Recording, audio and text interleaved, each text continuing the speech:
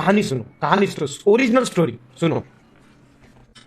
ऐसा था गाइस बचपन में ना, बचपन में आपको पता है जत्रे में वगैरह ना ऐसे पुराने पुराने मतलब नए वाले, पुराने जमाने में नए वाले ऐसे वो ये मिलते थे, वॉकमैन, वॉकमैन डुप्लीकेट वॉकमैन। उस पे आप कैसेट अंदर उससे डाल के सेल लगा के सॉन्ग सुना करते थे। तो हमने ऐसा वॉकमैन लिया था जिसपे आप रिकॉर्ड कर सकते थे, और वो ढूंढा हमने, उधर से गिरा और रे। कैसे तैसे करके वो वॉकमैन लिया। और उस टाइम पे पता है अपने किरण दादा के साथ पास ओरिजिनल वॉकमैन हुआ करता था, ओरिजिनल। वो कैसा बजता था याद है क्या? आईवा का। और अपने पास, हमारे पास डुप्लीकेट था गाइस, हमारे पास सादा था, उसके बाद बजता था, लेकिन तोशिबा या कुछ था ऐसा। हाँ ओनिडा, आई थिंक ओनिडा का होगा, आईवा का नहीं, ओनिडा का होगा। तोशिबा नहीं, उसके बाद आईवा का था। तो हमारे पास नॉर्मल था। तो गाइस हम क्या करते थे, मुझे और इसको आदत थी कि हम बचपन में ऐसा मस्त भी जाते थे रूम में और मस्त भी ना गाना प्ले करते थे और कंटिन्यू डांस, बहुत छोटे थे हम। और उस ऋतिक भाई के गाने पे one side dance, one side dance. और रिकॉर्डिंग का फंक्शन था वो पता चल गया बाद में। तो फिर संगीतकार मैं, हाँ, और राइटर अभिजीत भाई। तो अभिजीत भाई ने एक गाना लिखा था, हमारी मतलब एक सहेली थी उस टाइम पे, उसके ऊपर गाना। मैं उस गाने का कुछ भी शब्द आपको पेश नहीं कर सकता हूँ, लेकिन मैं बताना चाहता हूँ कि वो गाना काफी खूबसूरत था, बहुत ही अजीब व गरीब था, लेकिन बहुत ही प्यारा था। और वो गाना हमने सुना, और पीछे से गुपचुप हमारी बहन वो गाना पद्ध चिर सुन रही थी। फिर वो सुना और वो अंदर आई, ए मुझे भी सुनना है गाना, कैसा है दिखाओ। तो मैंने बोला, ए निकल निकल, तेरा क्या सामान है इधर, हमारे बीच में नहीं आने का, इधर से जाने का। उसने कांगरोड़ा पाड़ा और वो गई माँ के पास।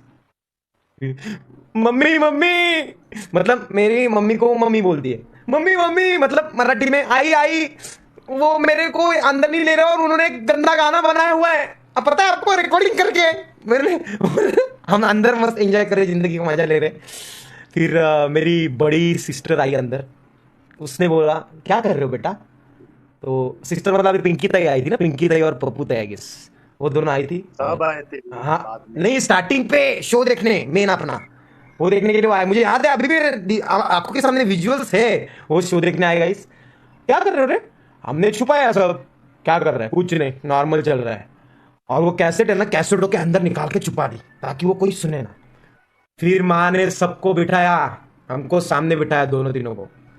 वो उधर रो रही है, कंटिन्यू रो रही है, वन साइड एक्टर रितु, ठीक है, वन साइड एक्टर रो रही है। और उधर मौसिया सब बैठी है, बहुत माउसिया, वन साइड माउसिया है।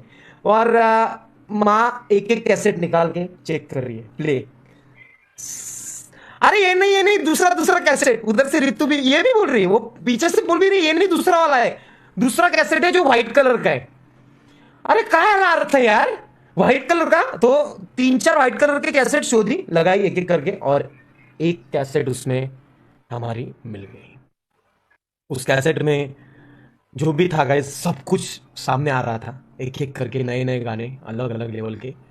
सबसे भारी गाना था ले लो भाई चिवड़ा ले लो, वो गाना थोड़ा सा अलग था, उस टाइम पे बनाया अलग था, बता नहीं सकता हूँ। बहुत अच्छा। बहुत अच्छा था, लेकिन बहुत प्यारा था। आप इमोशनल हो ना सब लोग, मैं इमोशनल लोगों के सामने वो गाना नहीं करवा सकता क्योंकि आप बहुत ज्यादा रोने लग जाओगे, बहुत इमोशनल गाना था। और वो गाना आया ले लो भाई चिवड़ा ले लो, और उसके बाद टीडिंग टिंग टीडिंग टीडिंग, वो तो गाना वन साइड लिरिक्स के साथ 2-1 मिनट का गाना कंटिन्यू है, जबरदस्त। जबरदस्त, मतलब तबला तोड़ गाना।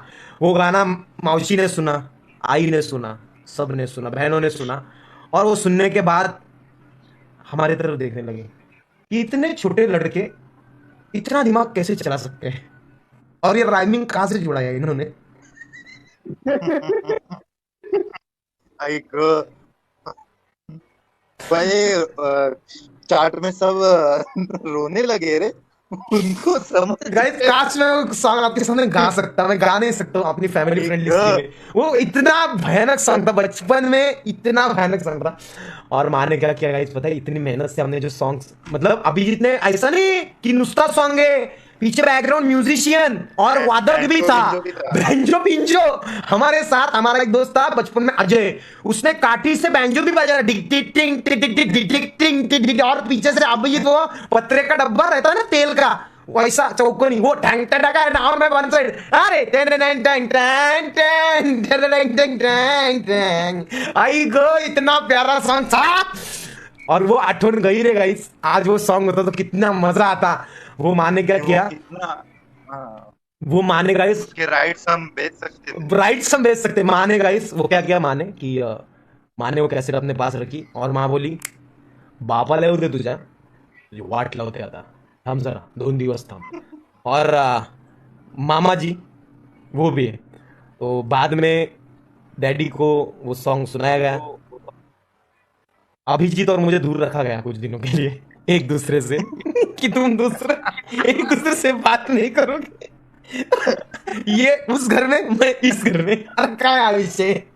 और रितू है ना, रितू तुझ्या तर आईच्या गावात रितू, और उसने ना गाइस, उसने हमारी जिंदगी बर्बाद की है। एक एक आठवनी है ना, तुम येड़े हो जाओगे सुन के ये आठवनी। अभी अभिजीत अपने साथ खेलने लगा है तो ये मुझे याद दिलाया करेगा चीजें, मैं तुमको बताऊंगा तुम येड़े हो जाओगे हाँ, हंस के। अरे, रितु दुश्मन बचपन से रही है गाइस। आपकी जो बहन होती है ना, मतलब आपके खानदान में सबके लाइफ में बहन, एक तो सगी बहन होती है, नहीं तो मौसीची मुलगी अपनी बहन होती है, मामाची मुलगी बहन होती है। तो आपकी बहनों ने भी आपके साथ कुछ ना कुछ तो ये कांड किए होंगे आपकी जिंदगी बर्बाद करने के लिए, आपके पितल उगड़े पाड़े होंगे। हाँ जो एकदम फेवरेट वाली बहन रहती है ना, वो दुश्मन ही रहती है रे। हाँ रे, सच में हमारी सबसे फेवरेट वाली बहन ही हमारी दुश्मन। हमारी सब काले चिट्ठे सब उसको पता थे, क्योंकि हर जगह पे उसको लेके जाते थे और उसको पूरी डिटेल पता होती थी, तो वो इजीली हमें ब्लैकमेल किया करती थी कि मुझे ये चाहिए, मेरे को साथ में रखो, नहीं तो देख मैं ये बोल दूंगी, मैं वो कर दूंगी, मैं ऐसा कर दूंगी। और वो कैसेट जब डैडी को सुनाई दी गई गई तो मैं बहुत मतलब डर गया था, लेकिन मुझे मारा नहीं गया, मारा भी नहीं, डैडी ने अच्छे से अरे नॉर्मल ट्रीट किया। वो बस कैसेट निकाली, आई ने उस कैसेट के सारे रील्स ऐसे खींचे, तोड़े, डैमेज की।